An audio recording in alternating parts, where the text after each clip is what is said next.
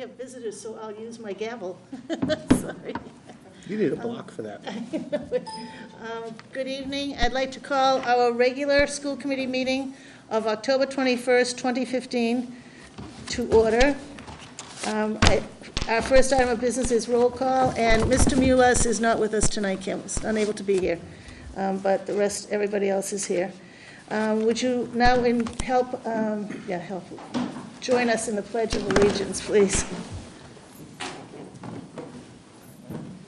I pledge allegiance to the flag of the United States of America and to the republic for which it stands, one nation, under God, indivisible, with liberty and justice for all.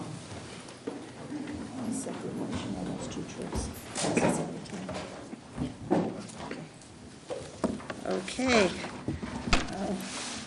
Our next item of business will be the items by consensus, and we're going to take a couple of them separately because of the field trip aspect. But the first one, the approval of minutes of October 7th, 2015 regular session, and then Part D warrants G404, R203, R204, L08. I entertain a motion. Mrs. Broussard? Second, Mrs. Carroll. All those in favor? Okay, unanimous, Kim. The out-of-state field trip to Washington, D.C. for June 2016. Washington, D.C. Oh, that's right, I'm sorry. Okay. I'll offer that as a motion. Okay, and do we have a second? Mrs. Bonish. All those in favor? Thank you, unanimous, Kim. The second field trip is an out-of-state field trip, out-of-country field trip to Costa Rica in April of 2016. So I'd entertain a motion to approve the Costa Rica field trip. Mrs. Burns. So moved. Second, Mrs. Carroll. All those in favor? Unanimous, thank you, Kim. Then we also have two other sets of warrants. The first warrant's E, payroll 10/14/2015. Mrs. Broussard. I'll make a motion to approve payroll warrant week ending October 14th, 2015. Good, thank you. Second, Mrs. Burns. All those in favor? 4 in favor, 2 abstain. Abstain would be Mrs. Carroll and Mrs. Kane. The last set of warrants, FS04, FS05, FS06, FS07. Mrs. Broussard. So moved. Second, Mrs. Bonish. All those in favor? We have 5 in favor and 1 abstain, Mrs. Carroll. Okay, thank you so much. Now, our next item of business is our student representative report, and we're very pleased to see Dina back again. Yeah, so hello everyone. Yes, good evening. For this report, I wanted to elaborate on upcoming events and introduce some new events that I've found out about. Next week, on October 29th, is the Mr. and Miss WHS contest. Every single contestant is perfecting their performances, and I've seen that gone through because my free block teacher is Miss Casson, so she goes through with all the performances and anything tidbits that she can give to the contestants. So I like to see that process going on, how they're preparing for it. And I found out that Spirit Week will take place the week of Thanksgiving. It's a little late this year, but I mean, you know, at least it's happening.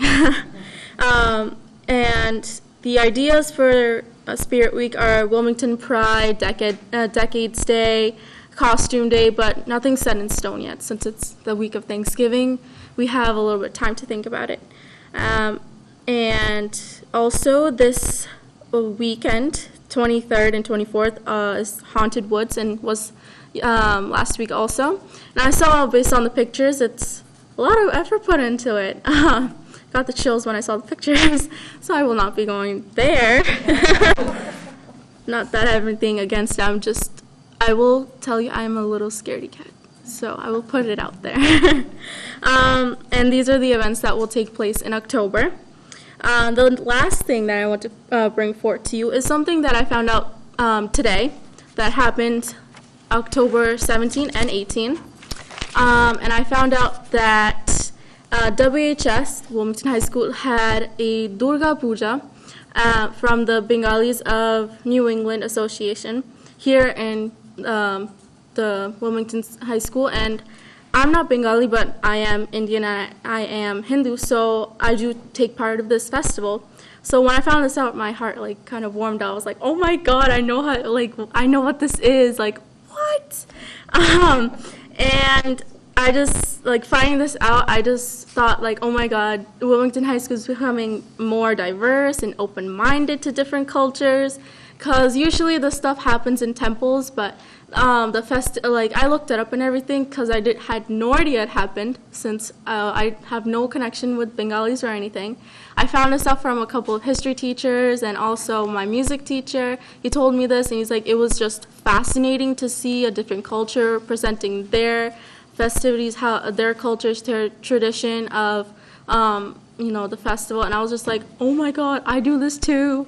Like, I can relate to this. It was really nice. And I wanted to give you some insight on what the Durga Puja is, because you probably be like, what is that?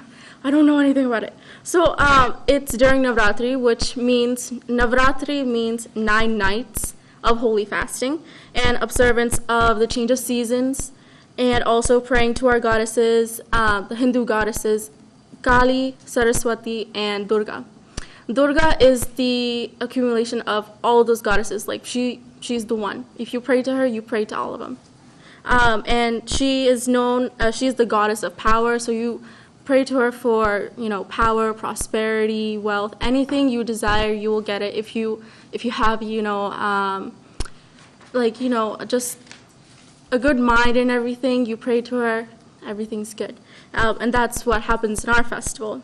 And due to this, as I told you, I want to keep a tradition with my report of giving a quote at the end of it. And I wrote, I didn't write, someone else wrote. The mind is like a parachute. It works best when it is open. And that's by Dalai Lama.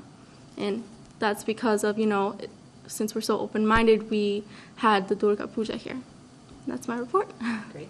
Okay, nice, Dan. Thank you so Very much. nice. Thank you. Thank you. You've been doing a really great job. We appreciate your insights. Thank you so much. Thank you. All right, thank you. Our next item of business will be the superintendent's report. Yes, thank you so much. So we wanted to let you know that first we received the formal letter and agreement for the Leahy Clinic mental health grant. So that's now official, and we have received that award, $10,000, and that money will be spent on sending 2 school staff and 1 Board of Health staff. And I know Shelley, I saw her, yeah, Shelley's here. So either Shelley or somebody on her staff will be attending from the town as a representative of the municipal department. So we have 3 folks that will be trained as certified instructors for the mental health first aid. That's the critical component of this grant. So we're excited. We're looking to identify locations for that training. It looks like they'll probably attend sometime in November or December. It's just a matter of what location they'll attend. So we're making those arrangements. The District Advisory Council has been formed, and actually I can distribute to you the list of the members of that Advisory Council. And there's only one person missing, and that's the high school representative who just joined. That's Christine D'Ambrose. Otherwise, everybody on here is who's constituting that District Advisory Council. We had a great response, and I'm very happy at the diversity of the group here. And we will have our first meeting at 7:00 p.m. on Tuesday, October 27th here at the high school. On October 28th, there'll be a community forum on the opioid epidemic at St. Thomas Church, and that's at 7:00 at St. Thomas. So we know that many of you are planning to attend. We'll have our first superintendent forum on October 29th in the afternoon, and the subject of that forum is on assessment. Very timely topic in light of what's been happening in the discussion, and as you well know, that the board is scheduled to take a vote on November 17th as to whether we will move forward with Park or MCAS, and the messages, what we're all hearing now is that the commissioner has come out with this sort of door three, this third option around a MCAS 2.0, as it's affectionately being referred to, that will be a park-like MCAS assessment.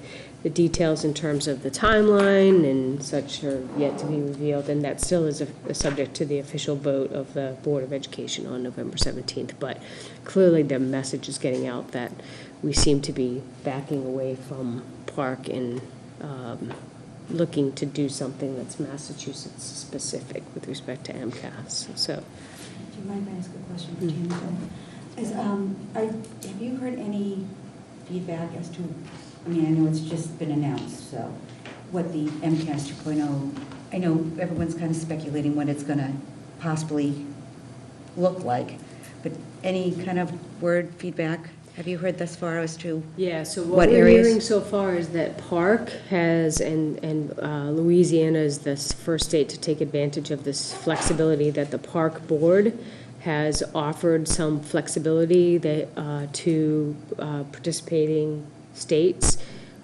that they now have a little bit of ability to perhaps change the assessment and be flexible about what that looks like. And so what we're hearing is that the MCAS 2.0 will be some kind of hybrid of Park, but with, but it will be aligned to Massachusetts curriculum frameworks. So what that looks like, the timeline, the cost, all that stuff, we don't know yet. That's probably going to come out in November when the board makes its final decision. So, do you anticipate maybe groups to kind of drive what that looks like? You know, how they, advisory groups or think tanks that will propel it in that? I suspect that DESE will form some sort of a working group to do that. I think it's going to be a multi-year process where they're going to have to develop what the assessment looks like, field test it, and then implement it. I think most of us think this is like if we do this MCAS 2.0, it's probably going to be a 3 or 4 year implementation process. And so if things go the way we think they're going, it looks like we would be administering MCAS in the spring. Very good. Thank you. In terms of, let's see, the next thing. The next date up is the WEF Walk, which is scheduled for October 29th for pre-K through 5, and that's occurring during the course of the day. Different schools are doing the walk at different times, but that's going to happen on Thursday, October 29th. On November the 10th at 7 p.m. at the middle school auditorium is a parent education night on underage substance abuse, and that will be sponsored by the Middlesex Partnership for Youth and the Middlesex District Attorney's Office. And then just an update on dates, the high school parent conference night has been changed from Thursday, November 12th to Tuesday, November 17th. And that is just to allow them to be aligned with when the grades close for the high school. And finally, just wanted to let folks know that we did submit the grant application for the DESE grant for the $25,000 that was provided to us as an earmark. And just to let folks know that funding is going to be used to support additional training on the mental health first aid program, substance abuse prevention, parent education, staff education on tiered supports and interventions, and allows us to reinstitute the prom pre-program that we didn't hold last year, but we've held in prior years. So very pleased to have that funding available for those particular programs. And I think that's it. Okay, thank you. Our next item of business would be old business, and we do not have any old business tonight. So under new business, the Massachusetts Academic Excellence Award, the superintendent will be presenting that tonight. Yes, thank you. This is a unique pleasure for me. We award this every year. This is an award that MASS sponsors each year, and it's awarded to a Massachusetts public high school student at the discretion of the superintendent, obviously with input. In my case, obviously asked the high school administration for their input. It's traditionally made in the fall, and because this allows the student who is awarded this honor to include this in his or her credential package as they are applying for colleges and university. It's intended to be given to a senior high school student who's distinguished themselves in the pursuit of excellence during their high school careers. So I am pleased to announce, and he is sitting behind us with his parents, I'm pleased to announce Lawrence Gordon, and I'm just going to say a little bit about Lawrence as he's coming forward. He is an outstanding student, an active member of the Wilmington High School community. Since the start of high school, he's taken on a very demanding course schedule and has excelled in that schedule. Each year, he's actively sought out new academic challenges, including numerous AP courses, including 3 this year, and explored opportunities that expand beyond the walls of Wilmington High School via the virtual high school program. This past spring, he was inducted into the National Honor Society and currently serves as the president of that organization. Additionally, in July, Lawrence was recognized as an AP Scholar with honors. Outside of the classroom, Lawrence has been engaged in a wide variety of extracurricular activities, including academic decathlon, Model UN, DECA, yearbook, and I think the newly formed photography club. This fall, he began steps to implement the peer mediation program, which is an offshoot of SAD. He's taken on numerous leadership roles in the activities he's involved in, including serving as secretary of Model UN and treasurer of DECA. He also manages to find the time to volunteer with several organizations in the greater Wilmington community and works part-time at the local Dunkin' Donuts store. Where I go get my free coffee now. His future plans are focused on pursuing his goal of becoming a physician, potentially specializing in endocrinology. One of his greatest attributes is his outgoing and caring personality. So you join me in congratulating Lawrence. We have a special certificate for him tonight.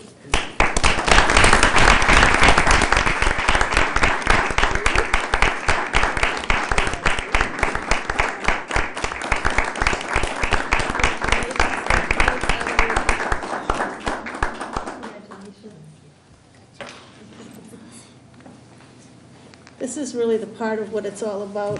This is some of our favorite times when we get to recognize the students. They work so hard and it's so well deserved.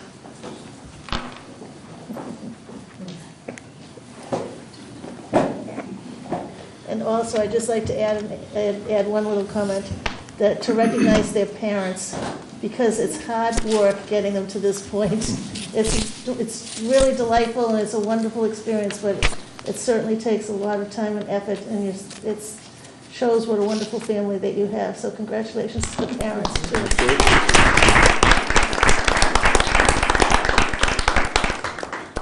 Thank you for joining us tonight. You don't have to stay. Thank you. Okay, our next item of business would be the YRBS survey presentation. Yes, thank you. This YRBS being the Youth Risk Behavior Survey. As you know, we sort of have previewed the results in the last week or so, but I'm very pleased to have with us today Doreen Crow, who is our Director of Nursing Services, as well as Bert Rothenbach, who represents the consultants who actually helped us administer as well as collect and analyze the data. So they're both here today, and I just want to particularly thank Doreen because, you know, this was something I felt passionately about that we should do and that we should do. It's intended to be administered biannually, and I think that's important. It's an important measure to use to try to track how our students are doing. And, you know, I said, I really want to do this, and I said to Doreen, will you take this on? And she jumped right on board and took that on. So I thank her for her willingness to do this. I know you're as passionate about this subject as I am, so I thank you for that. And I just want to also acknowledge that we have with us tonight to also support us as a community in what is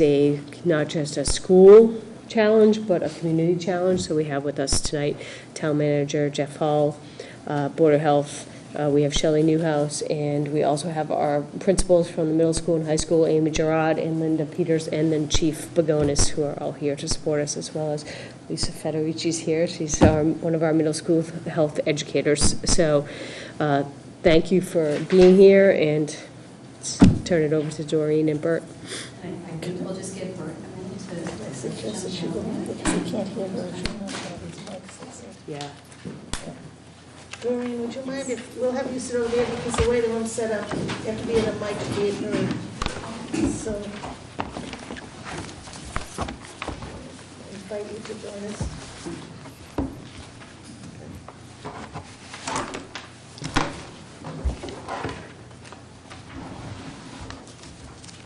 Oh.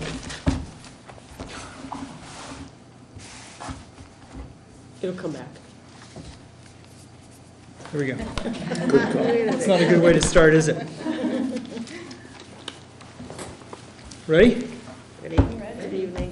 Thank you for having me here. My name is Bert Rothenbach, and I work with school districts, some state government agencies, some nonprofits to do prevention needs assessment surveys in schools, counties, and sometimes at the state level. And the Youth Risk Behavior Survey is one of the main surveys that I help support. And so I've got about 25 or 30 slides here tonight. I'm going to go through them, show you some of the key findings from the survey for Wilmington schools. Please, you can interrupt me and ask questions as we go. You can save questions for the end. And we'll just, so we'll dig right into it. The Youth Risk Behavior Survey it's a project that's managed by the U.S. Centers for Disease Control since 1990. And it's an ongoing survey effort. They survey every other year on a national level, and most states across the country also have a statewide youth risk behavior survey as well that's supported by the CDC, but usually administered by a state agency. That's the way it works here in Massachusetts. And then you also have school districts and sometimes counties that operate their own CDC projects so they can get school level data and district level data for prevention programming and policy decision making. So the survey here, the YRBS for Wilmington, it was conducted last spring in March in the middle school and high school, and we used the national middle school questionnaire and the Massachusetts high school questionnaire for the survey, because there are lots of different versions out there. Lots of communities will have a custom version of the survey. Maybe it's a version that was the state survey from a few years ago. So there are lots of different versions. It's good that I think this district used some standardized and current survey instruments. The way it works, it's a school-based survey. It's administered in the classroom, usually during a single period. And just to give you an idea of the sample, after we remove invalid records from the data sets, 481 7th and 8th graders participated in the survey, so there weren't any 6th graders in the middle school survey. And in high school, 508 9th, 10th, and 11th graders. Again, no 12th graders. So when we're looking at the results for middle school and high school, please keep in mind they're just for the 2 middle school grades and then the 3 high school grades. Okay? I have a question. Oh, I'm sorry. You invited us to jump in, so I just wanted to see if you could illustrate what would be an invalid survey record. Okay. We look for inconsistencies in some of the question responses. We look for exaggerated rates of dangerous behaviors. And then we usually also require a certain percentage of the questions to be answered by a student. Yeah. Thank you. So everybody wants to know what's the margin of error of the survey. That's actually a really complicated question. Statisticians spend a lot of time trying to calculate those numbers. But just to give you a ballpark, if you're looking at prevalence rates that are around 50% and you're looking at grade level results, say, for example, 6th grade, it would be about plus or minus 4.5%. When we look at bigger groups of students, like the entire middle school or the entire high school, the margin of error is going to be narrower. Okay, so this is a pretty good level of precision for school-level data and grade-level results. Okay, let's go straight into it here, actual survey results. We're going to talk first about substance abuse and prevalence of use rates for substance use, and two different kinds of prevalence. One kind is lifetime ATOD prevalence, and this is a prevalence rate, it's a percentage. It's the percentage of students who've reported one or more uses in their lifetime. So the first bar on the graph, vapor products, this is one of the new items that's been added to the YRBS in just the last year or two. 24.8% of middle school students have reported using vapor products one or more times in their life, okay? This is considered a measure of experimentation, right? Because if you tried it once or in your entire lifetime. These vapor product questions have been showing high prevalence rates, not just here, but in other places in Massachusetts and in national data. Higher than cigarettes and oftentimes right up there with alcohol. And you can see here with the middle school students, it's number one at 24.8%, almost a quarter of the students. Alcohol, which has traditionally been the highest prevalence of use category in middle school and high school, 24.2%. And then the numbers drop way down to 10.4% for marijuana, 9.4% for cigarettes.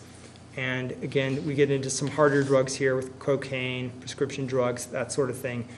As we look at these numbers, please keep in mind that you never get to zero with these questions, right?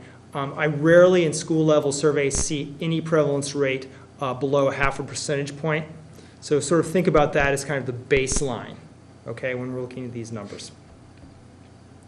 Okay, so lifetime ATOD prevalence for middle school. Let's look at high school. Obviously, the numbers are a lot higher than they are for middle school. 53.5% reporting alcohol. Vapor products is also very high, 38.7. Marijuana, 30.3. Cigarettes is lower in comparison to the other categories. When you looked at the middle school students, it's lower here. The gap is more for high school. And then we drop down to these other categories.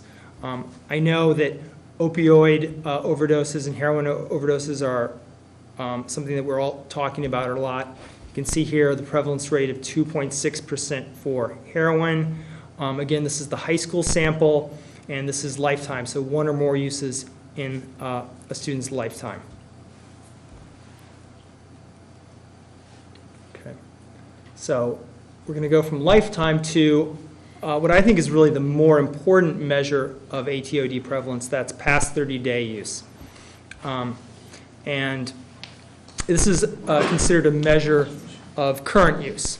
So the percentages you're looking here are the percentage of students who've reported one or more uses in the past 30 days.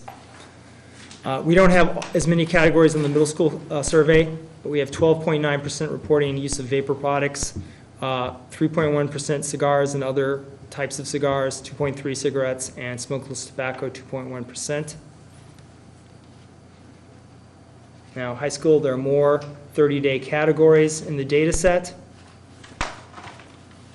32.2%, about 1 out of 3 students report using alcohol on one or more occasions in the past 30 days. So about 1/3 of the 9th, 10th, and 11th graders who were surveyed report current alcohol use.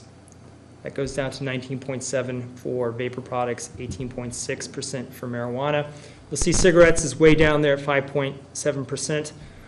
20 years ago, cigarettes and alcohol were the top 2 contenders.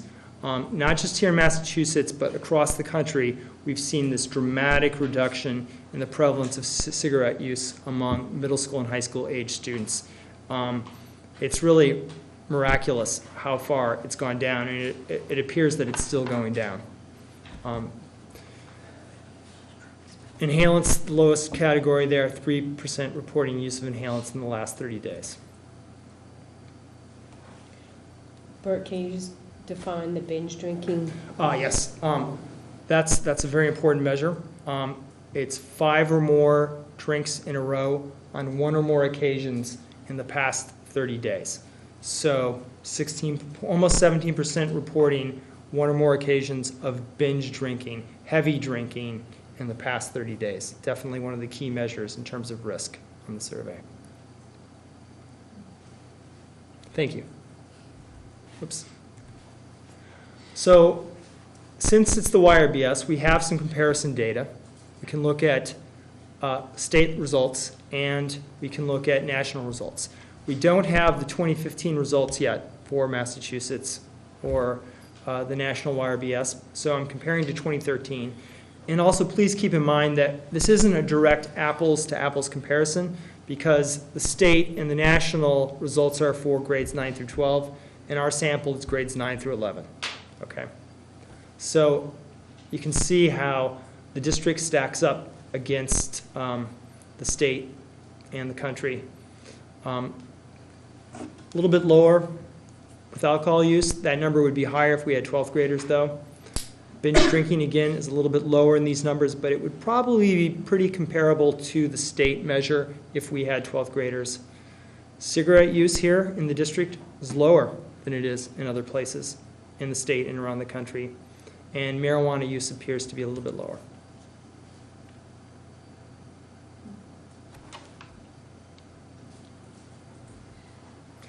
Okay. YRBS asks about substance use. It also asks about a number of other health and safety behaviors. Automobile use is an important one. We ask a question about, did you ride in a car with a drinking driver in the past 30 days? Did you drive after drinking? And new questions on the survey, texting or emailing while driving or talking on the phone while driving, right? These are all things that we're very concerned about, the safety of our youth when they're driving or when they're riding with other people. The purple bars are a different color because these are results just for the students who report that they are driving, right? So that 7.2% is percentage of drivers who report that they drove after drinking, while the 12.6 above the green bar is the percentage of the entire high school sample reporting that they rode with the drinking driver, okay? I think these data are some of the most important in terms of prevention programming and policies that school districts and communities can set, because these are places where we really can see, hazards and dangers to the health and safety of our young people. But look at that. Almost a third of the drivers report talking on a cell phone, or 29.4% texting or emailing while driving. That's pretty high. I wouldn't have expected that. Excuse me? So Really, that's only the 11th graders, because the 9th and 10th wouldn't be driving. It's with 16, you have to be 16 and a half to drive, right? Yeah. So there might be some. Some sophomores, but Yeah, maybe one yeah. or two. Primarily, but really that's just primarily the 11th juniors. graders. Yeah. Yeah. Well, they could be in the yellow, riding with the drink. Right, but the highest ones.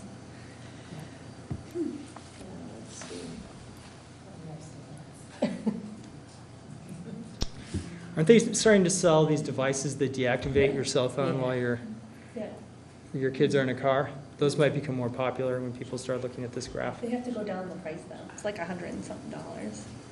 They should go down. You must have a child who has a license. I do. So, It's very scary. at several different points here in the presentation, we're going to look at the difference between male and female respondents. So the blue bars are female students, the red bars are the male students. And it's not always this way, it depends on what you're asking about, but a lot of times the more dangerous behaviors you see higher prevalence with male respondents. And that's the way it is across the board here, but especially about driving after drinking, right? 4 times higher for male students compared to female students. So,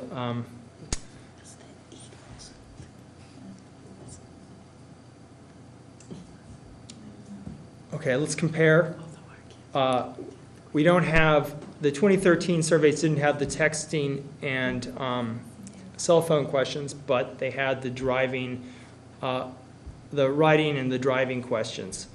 And again, right, we don't have the 12th graders here, but with the numbers that we have for riding with a drinking driver, The district is lower than the state and the national average. For driving under the influence, though, Wilmington is higher than the state average, even though we don't have 12th graders in the sample. So, yes? But the state average does have 12th graders, is that what It you're does, saying? it Okay. does. The red bars and the green bars are full high school samples.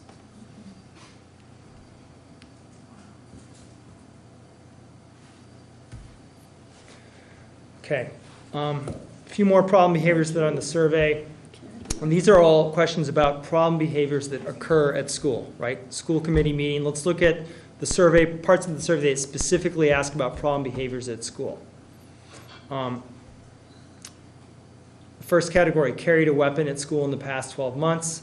Were you threatened or injured with a weapon in the past 12 months in a physical fight at school in the past 12 months? Used alcohol at school, used marijuana at school, or offered, sold, or given a drug at school in the past 12 months. And again, I broke this out by gender so you can see the gender differences. Yes, ma'am. Did they have any, like, carried weapon? Did you say any, like, what kind of weapon? It does say what kind of weapon. This is one of the old YRBS questions. Because I'm thinking pepper spray, of course, the girls, you know, I'm hoping. Okay, here it is. During the past 30 days, on how many days did you carry a weapon such as a gun, knife, or club on school property? So these are the percentages you said 1 or more days. All right, thank you. I don't know how many kids are carrying clubs anymore as a weapon of choice, but yeah, like I said, this question's been around for a long time.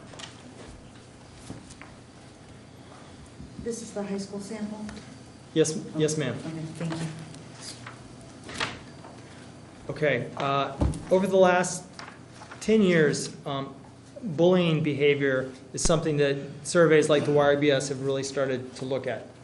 And there are lots of things associated with bullying, but there are 2 questions that are specifically about bullying on the survey. And I wanted to go ahead and put the text of the questions up here so you can see it, because depending on how you ask the question, you're really measuring something that can be very different. So they say it's when one or more students tease, threaten, spread rumors about, hit, shove, or hurt another student. And then that's the intro to bullying. And then we have you ever been bullied on school property? And specifically, have you been electronically bullied? And then kind of being bullied through email, chat rooms, instant messaging, websites, or texting. So let's look at the results for those questions. So this is the general bullying question. It covers all those categories of bullying.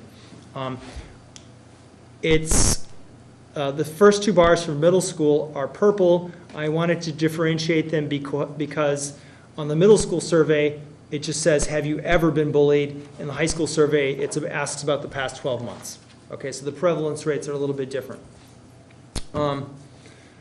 Generally, I see higher rates of bullying in middle school.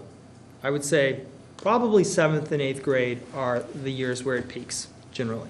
So this pattern is quite common. But that's a high number, right? 42.5% of 7th graders say they've been bullied. It's pretty high. This is bullied at school. Okay, the cyberbullying question.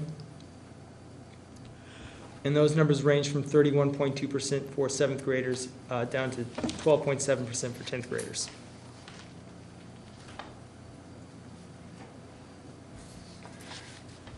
Let's break cyberbullying out by not only by middle school and high school, but also female and male respondents. I'm going to talk about the high school results first because that's usually what I see. Almost always you see the girls reporting a higher level of cyberbullying, of electronic bullying than boys. And this 19.6%, 11.5% difference is fairly typical. I've never seen a male number that's this much higher than a female number with a cyberbullying question. And when I saw this, at first I went back and I checked the data. Did I make a mistake? Did I switch it around? And no, those are the numbers. So you guys are going to have to figure out why it's like that. Maybe something happened at school that week in the middle school, and it was being talked about, and the boys were talking about it. I don't know. Something was going around, but that's pretty unusual.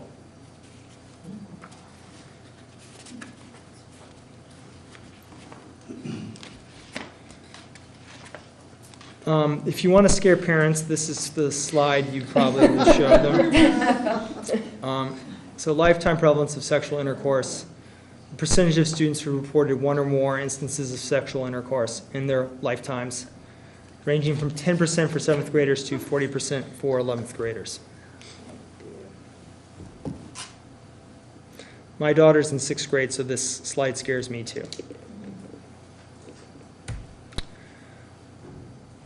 There are a number of questions about sexual health and risk and violence associated with sexual behavior on the survey. It's one of the stronger parts of the YRBS. And so the orange bars are about behavior, sexual health behavior. The purple bars are about violence related to sexual behavior.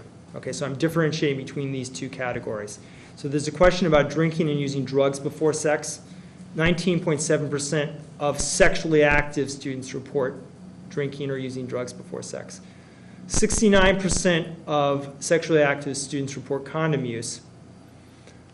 2.6 report pregnancy or getting somebody pregnant. Now moving to the violence questions. Had unwanted sexual contact, forced to have sex, physically hurt by a date, a boy or a girlfriend, and forced to do sexual things. You can look at the rates there. This is the most comprehensive set of these questions that we've had on the YRBS since I've been doing it.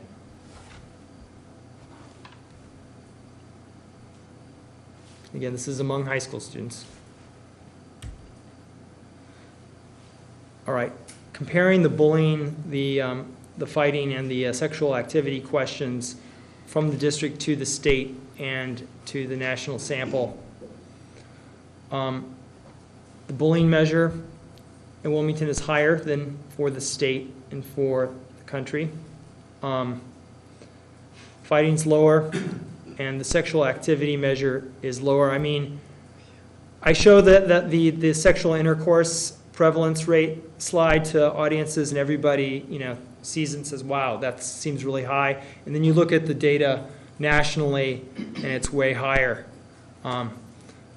That's not to say that we shouldn't have comprehensive programs here, but there's a big difference.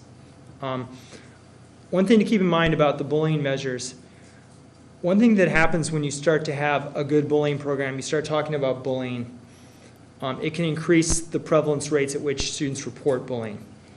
So sometimes when you start to work on the problem, the numbers go up before they go down. So that's something important to think about. I mean, things that we didn't consider bullying 10 years ago, now we do consider bullying. And that's because it's become an important issue. It's become an important school safety and a health behavior issue. There are questions about suicide on the survey as well.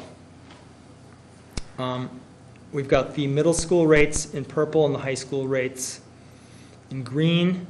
The middle school rates are lifetime rates. The high school rates are past 12-month rates. There's a question about seriously considering suicide. Have you made a suicide plan? And have you attempted suicide? Right? These numbers are not unusually high numbers. Okay, that's not to say that you shouldn't be concerned about them and want to address these areas of behavioral health.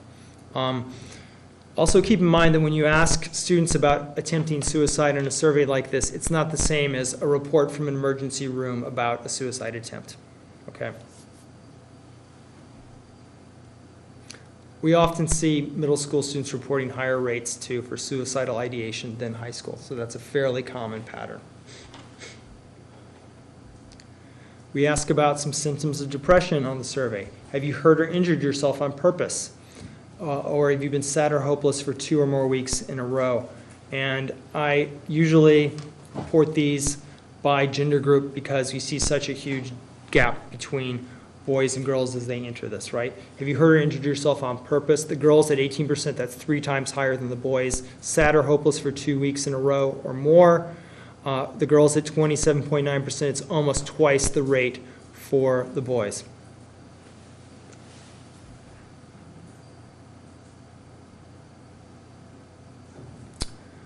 Okay, so let's compare these numbers to the state and the national results. This is high school, sad and hopeless, right? The Wilmington results are about the same as the national results. Now, in this question, if you actually had the 12th graders in your sample, it would probably be a little bit lower, since they tend to report that measure at a slightly lower rate than the younger high school students, okay? Same thing with made a suicide plan. If the Wilmington sample had all 12th graders in it, that number would probably be a little bit lower. So compared to the state and the national results, the district is a little bit lower.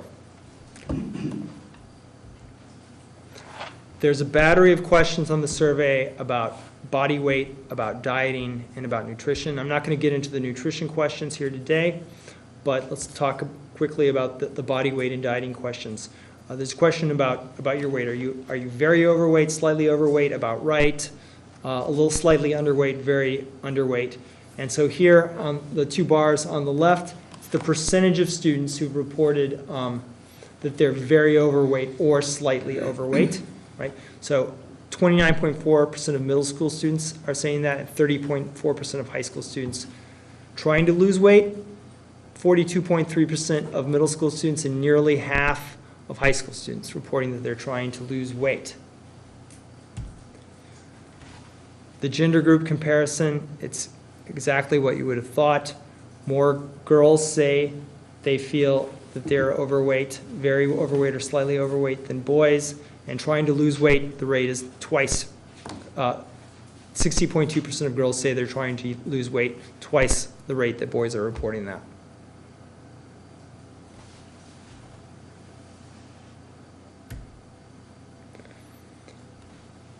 There are questions about physical activity and free time, playing sports, sleeping, things like that. So let's look at middle school students first.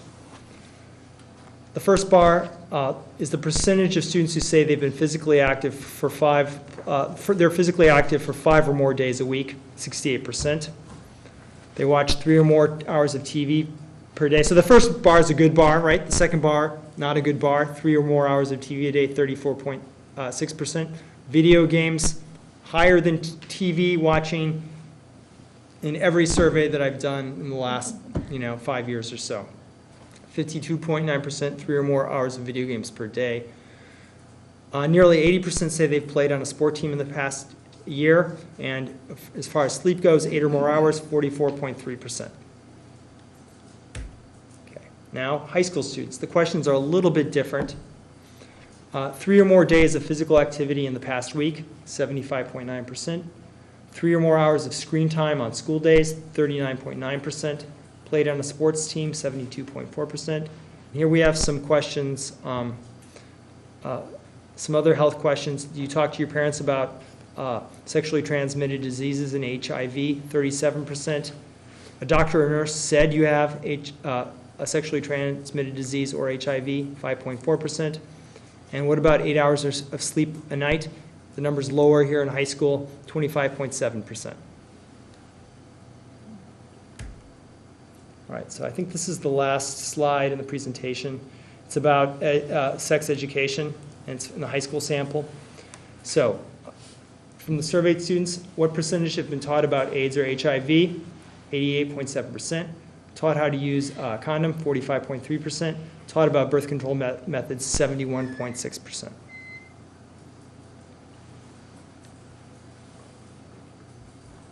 That's it. Any questions from anyone? Do you have any questions? Go ahead. It's a little overwhelming. That's all I can say.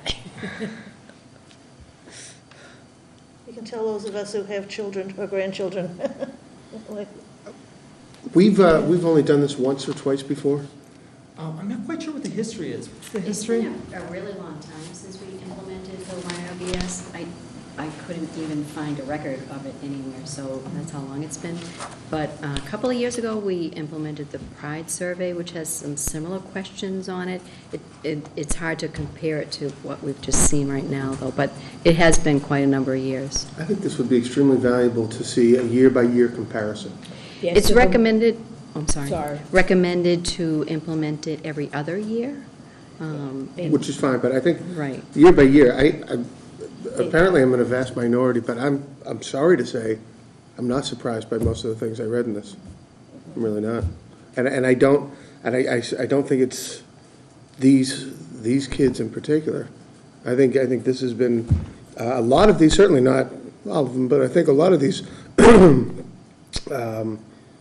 numbers are probably have been consistent for a number of years. That would be my assumption. In the other school systems that you've performed this for, have you done them year after year? Have you compared? Have you done those? Some districts do it every other year. That's a fairly common pattern. And Yeah. do you see, for instance, well, I mean, obviously, I think it's very obvious that the tobacco use has gone way, way down. I mean, that's obvious to anybody. But, so for instance, alcohol, sexual activity, have you seen growth in that over the last, say, 10 years, 15 years? Alcohol use has also been going down. Okay. You always have broad cultural effects that shape behavior, that shape student behavior, and then you have more localized effects. It can be just the culture of the local community, or it can be programs and just the work of the people in the school district. All those things can move the needle, so you sort of have these competing forces. So you never always, it's hard to know unless one particular problem area is targeted and then you see a change there, then you can be fairly confident that, hey, we've really moved the needle here. But yeah, you do see changes in some things stay remarkably consistent. Other behavior areas change and can be influenced, and problems can be addressed. I think the automobile safety area is one place where you can really have an impact. Yeah, I hope my comments aren't taken the wrong. I think this is a valuable tool, Yep. and I think we can glean some great information and create some programs. I didn't find it shocking, which is unfortunate. Right. So one of the things that as a behavioral health task force, and Doreen's part of that task force, is that we're very sensitive to is how do we measure the success of the work that we're doing, because obviously we're engaged in significant effort. And so for us, administering the YRBS on its traditional 2-year cycle is a commitment that Good. I feel strongly about, because that's how you see how you've made progress. And to your point, you want to know, well, what would it have looked like in the past, and is it similar or not similar? We certainly have had some questions from the community about, well, how do we compare to the state average?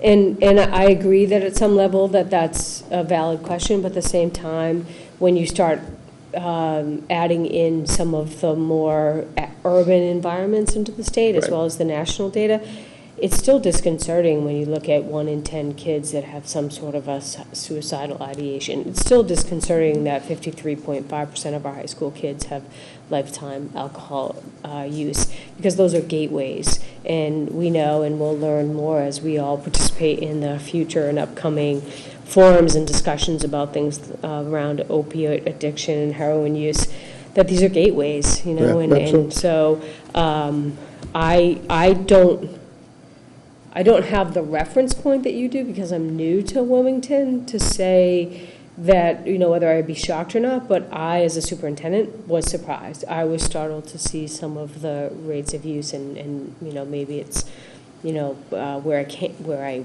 was before, because it's so much higher.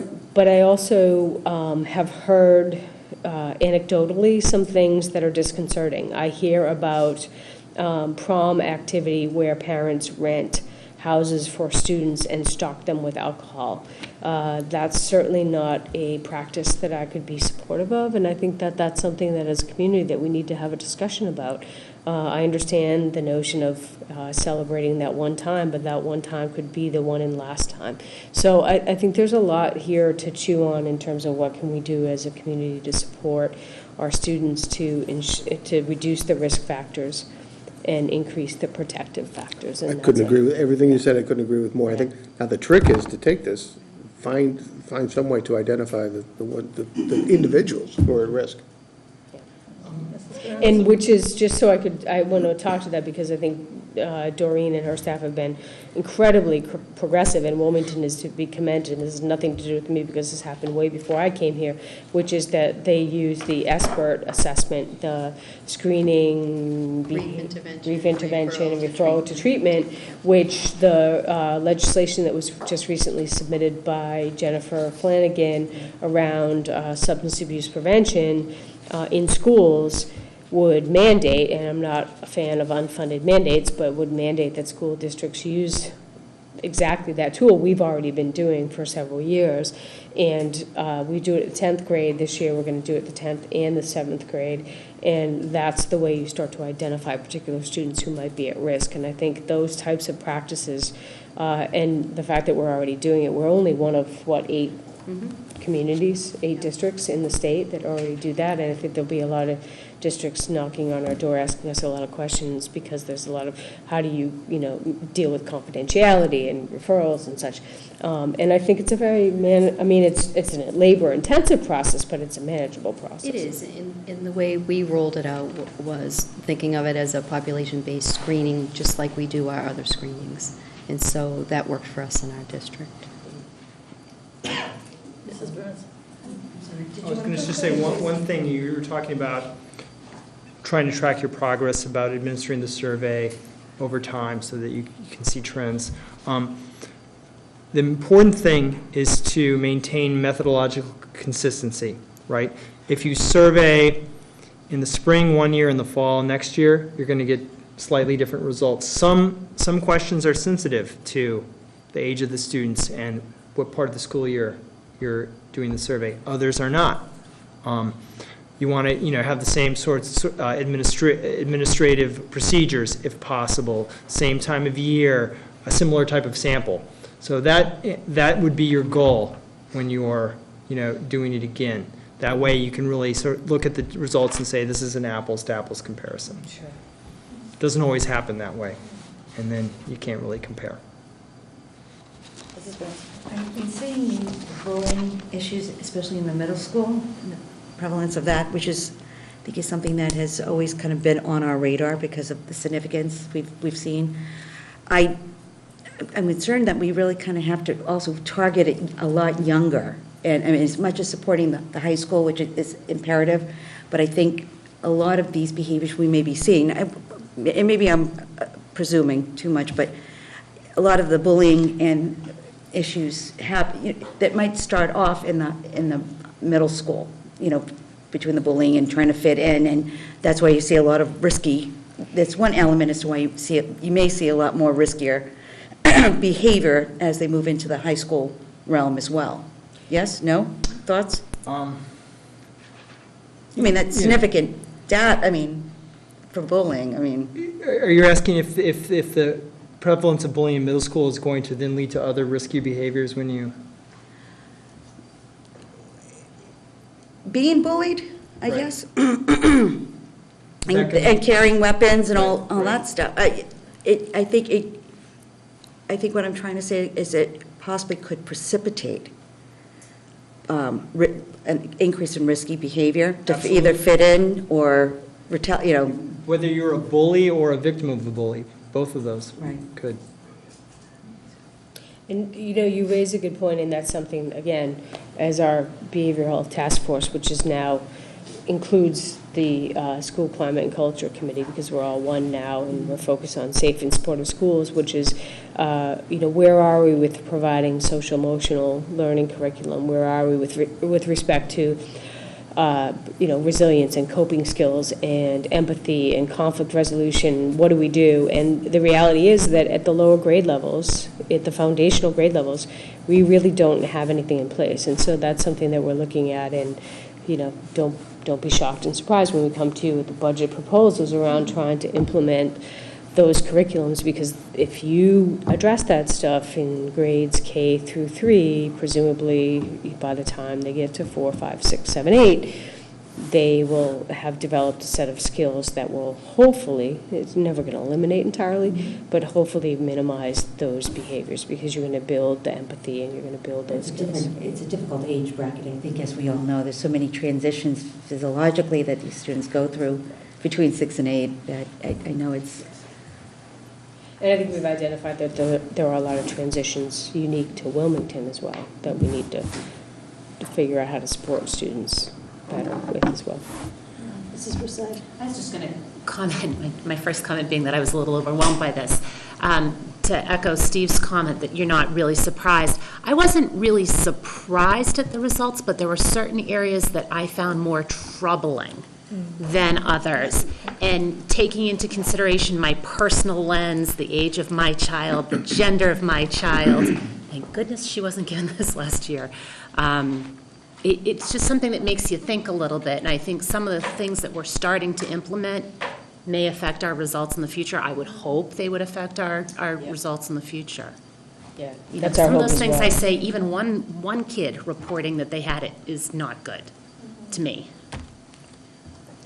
Yes, Mrs. Carroll? I also think it's great that the parents got to see these results. It made them think and ask themselves, how is my child? What am I doing wrong? Can we help? And maybe more involvement for the parents too.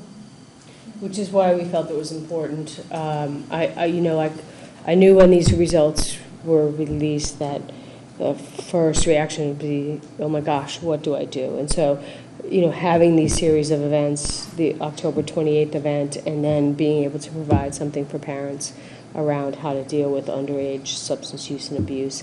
And we will continue to do that. This is just the start of something. We have a commitment. It's in our plan to continue to offer that. How do we support students better, not just around substance use and abuse, but around behavioral health and dealing with challenged behaviors and bullying. And so this is a commitment. This is a year-long and every year commitment.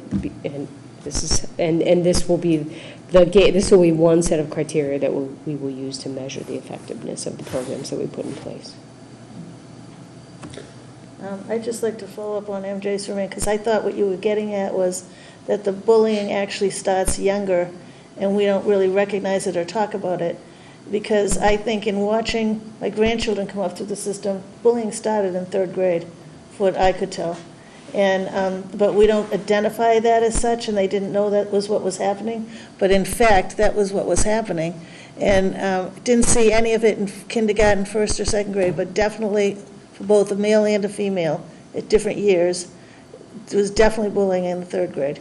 So I think that's another thing we can't expand right now down to that area, but keep in mind that the kids just don't know what it is, but they're doing it, and that's what's a little scary. And we need to be on the alert for the kids, help them out. Mr. Bjork, are you going to? Yeah, I guess Mary and I were talking a little earlier about how you the different strategies you use to kind of ferret out students who might be exaggerating or falsifying their information. And one of the reasons I was asking her about this is one of the questions in particular struck me. We have 12% of our 9th graders identify themselves as being active gang members, which I found that hard to swallow. So I want to look at you can read the question, see what it, sometimes you have to really get to the survey question to. During the past 12 months, have you ever been a member of a gang? So that's the question, right? That's from the state YRBS. Well, what does that mean? Does that mean you're, in the Crips? Or does it mean, that you're just, kind of, there's like a gang, I don't know. It's always been, gang membership has always been a difficult thing to measure on a student survey. I've seen surveys where they ask, have you been a member of a gang? Does that gang have a name as a way to try to identify a serious gang? But even then, I knew kids in high school who had a gang with a name, Three but it's kids, right? Yeah, it wasn't the same as gang violence, right? So this is, I've never loved the gang questions on these surveys. So you make of it what you will.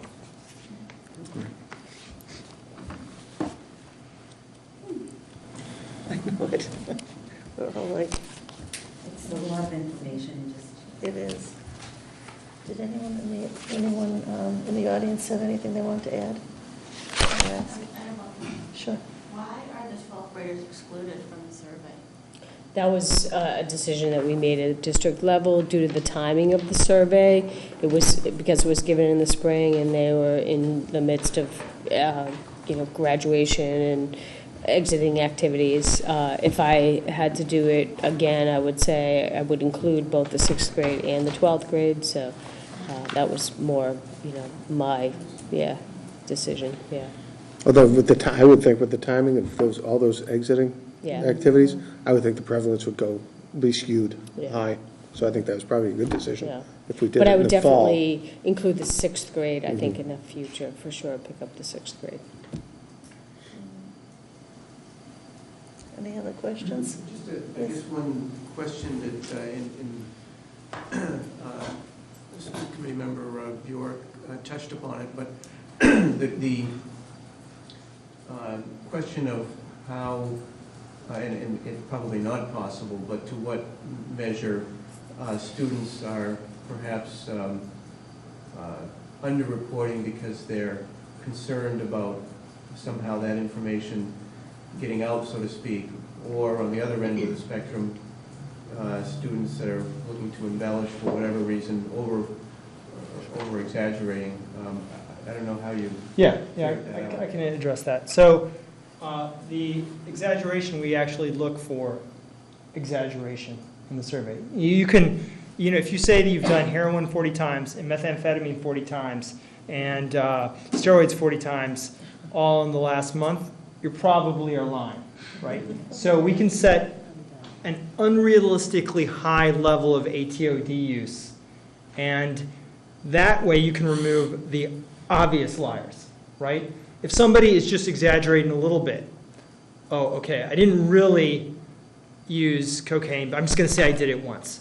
We can't stop that from happening, okay? Now, underreporting, there's no test built into the survey to measure underreporting. I've thought about ways to try to do that. I think a lot of other survey researchers are doing that.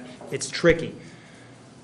What we do to guard against that is, first of all, the survey, it's anonymous, right? You don't put your name or number or anything like that on the survey instrument. We promised them that we're going to keep the results, confidential, so the results are private. And there haven't been a lot of studies looking at ways to test the truthfulness of these kinds of survey results, but there have been some studies conducted by the University of Michigan where they gather non-confidential data. They ask students questions like this maybe in high school, and then they come back 6 or 7 years later when they're young adults, and they ask them the same questions. And they found a high degree of consistency, okay? That's hard to do. You're not going to be able to lie on a survey when you're 16 and then remember what your lie was when you're 25. So, it's not perfect.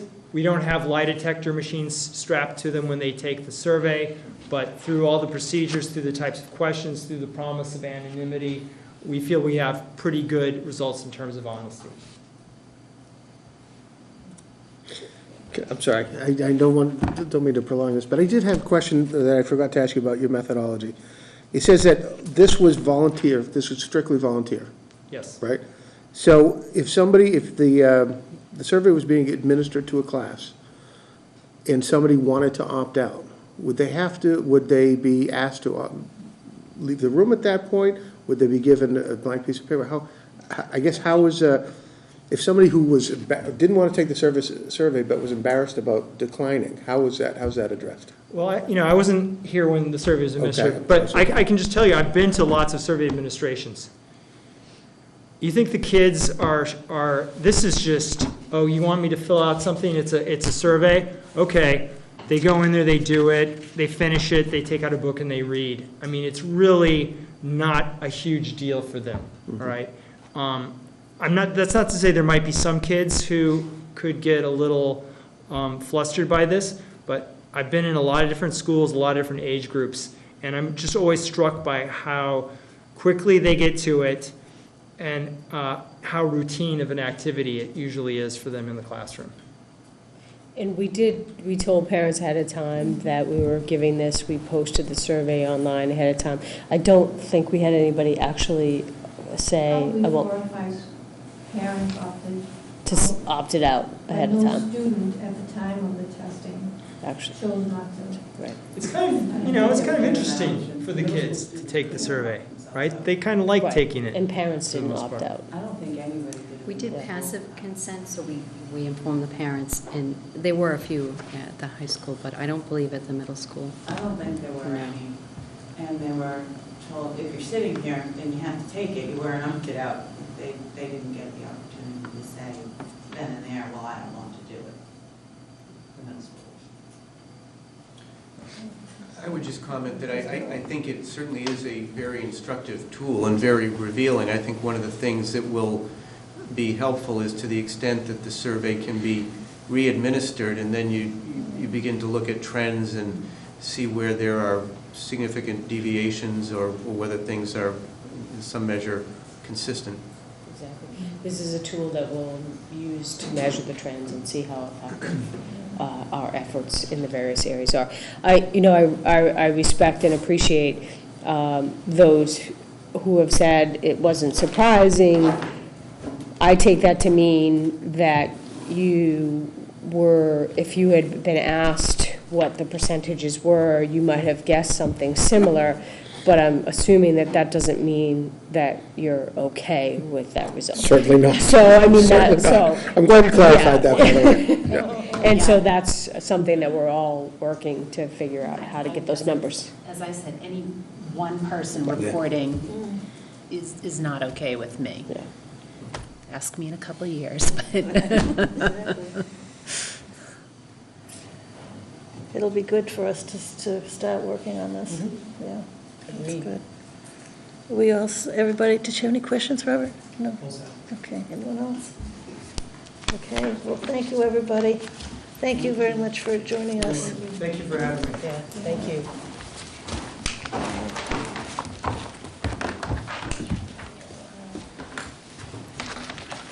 Our next item of business is the FY15 financial report. Yeah.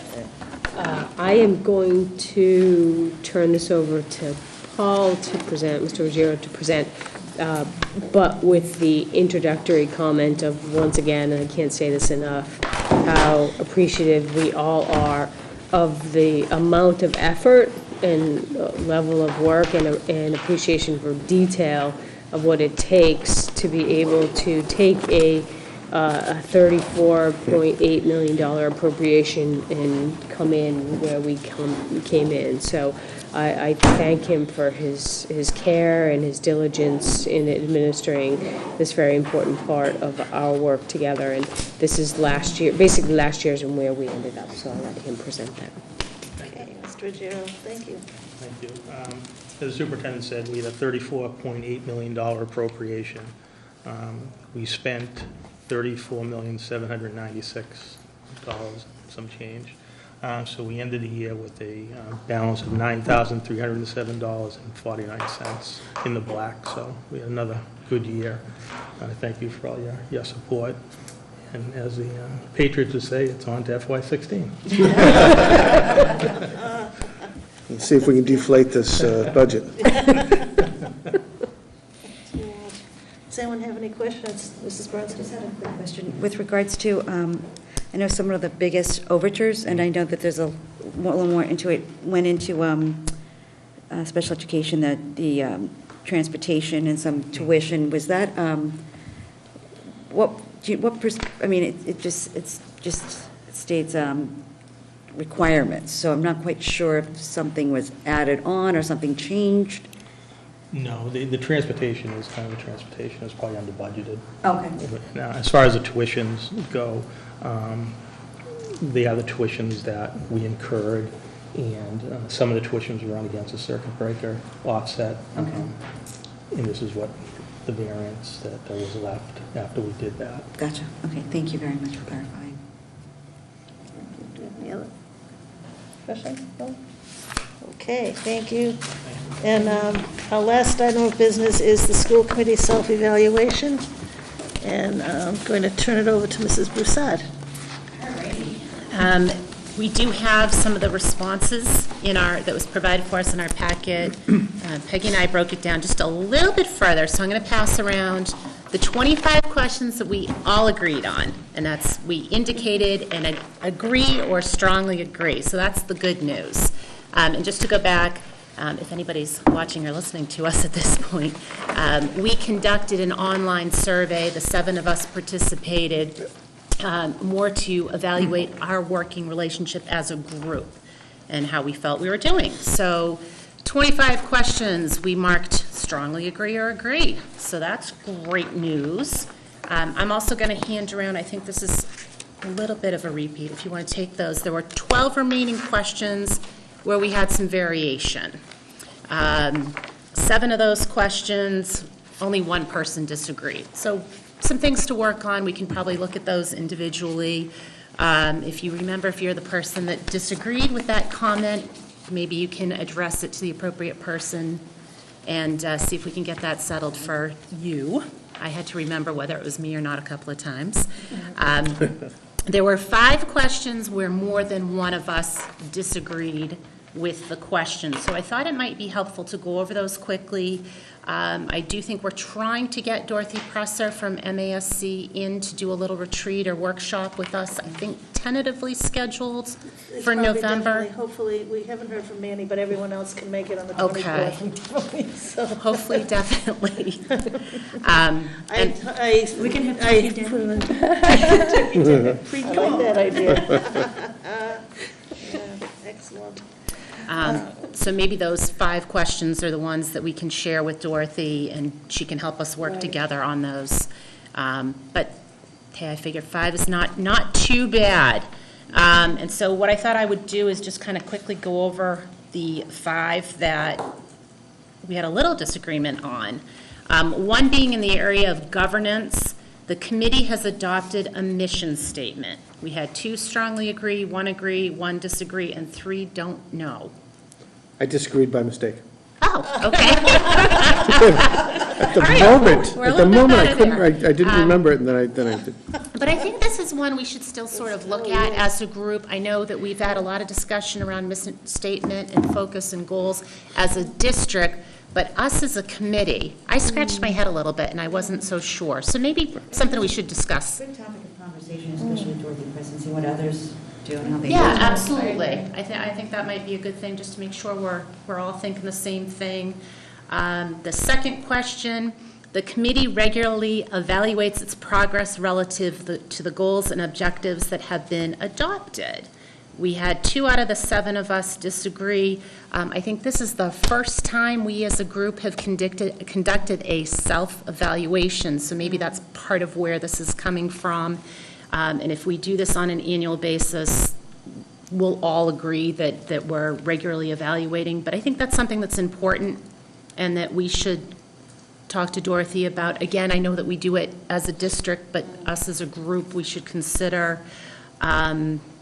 A third question where we had a little disagreement, procedures and protocols for committee operations are published and understood.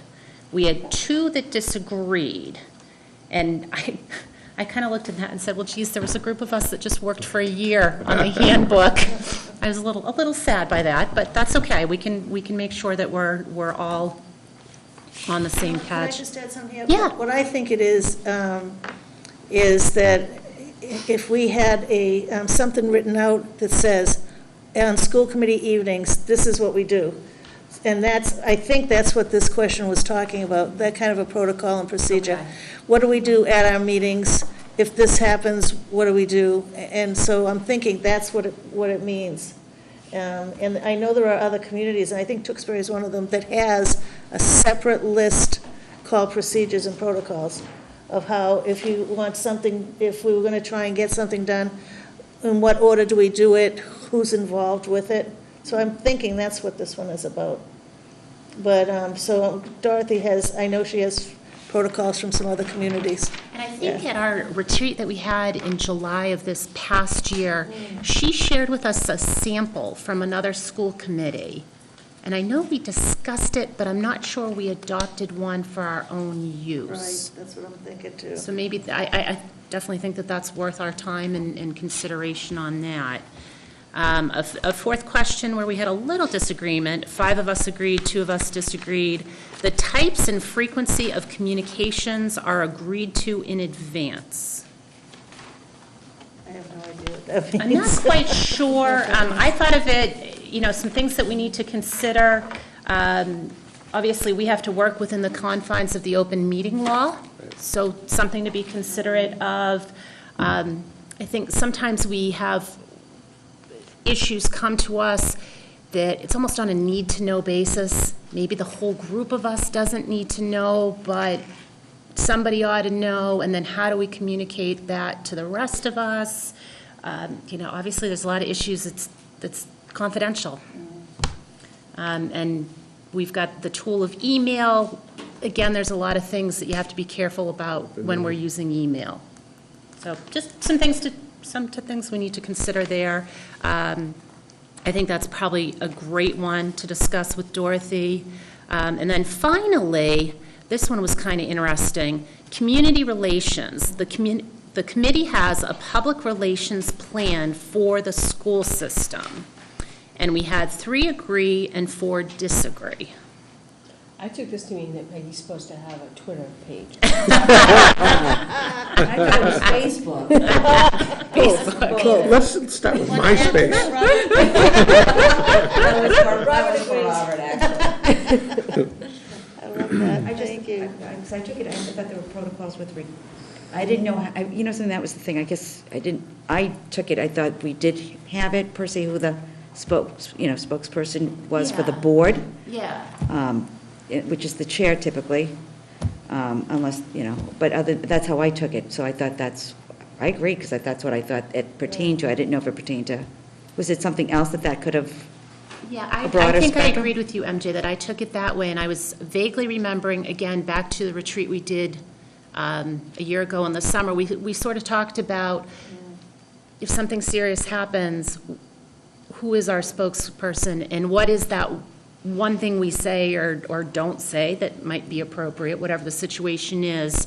And I took it to mean that it's the superintendent. Yes. Well, that's what we always used to do. No comment. I think that Send it is to the it. But superintendent. for the board, I think you're the person who, but I also thought too that confidential information goes between the superintendent and the chair, and they decide whether or not to disseminate it. Right. Or however. Yeah, I agree. That's, I don't, but like I said, I don't know what the, I can think it a question in a million different ways, so I just thought I'd go with Yeah. I think this is a challenge for all school committees and school districts. I'm even thinking about the more positive approach. There's so many good things that happen, and we don't have a formalized public relations plan, so that might have been what people were focused on. There's no sort of written plan per se, but what do we do to highlight the good? And now in this age of social media where I write a blog post and somehow, unbeknownst to, it just magically appears on the website, Twitter and Facebook. I don't know how that happens. Neil could tell you, but I can't find it anywhere. So I keep trying. in this age of social media and instant communications, it might just be around, okay, how do we publicize the good work, and how do we handle the challenging communications from the school committee? What do you need from me? What do you guys want to handle? So, yeah. I really think these 5 are really interesting things, and I think we can all agree that they're not, it's nothing negative at all. It's something that, how we can be more accurate in the way that we do things. And certainly more efficient. More efficient is the word I meant, yes. understanding of. Yeah, absolutely. So hopefully, does anyone have any more questions? Do we agree that I will get these 5 to Dorothy, and when we talk about them, she'll know that's what we'll focus on. If that would be good.